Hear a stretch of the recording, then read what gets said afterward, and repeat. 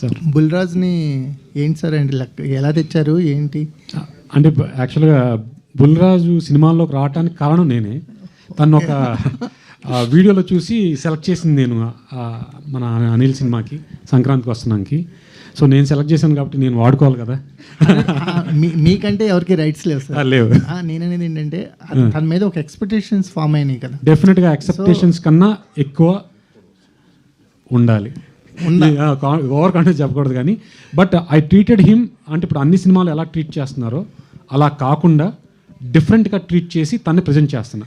ఎందుకంటే ఈ పోస్టర్ మీద కనిపించిన వాళ్ళందరికంటే ఎక్కువ ఎక్స్పెక్టేషన్స్ ఆ పిల్లాడి మీద ఉన్నాయి కదా. అంటే వీళ్ళు ఏం చేసినా మేము పట్టుకుంటాం కానీ కుర్రాడు ఇంకేదేదో చేస్తాడని ఎక్స్పెక్ట్ చేసి కూర్చుంటాం కదా. ఏదో సీరియస్గా డైలాగ్స్ చెప్తున్నాడు. Definitely sir.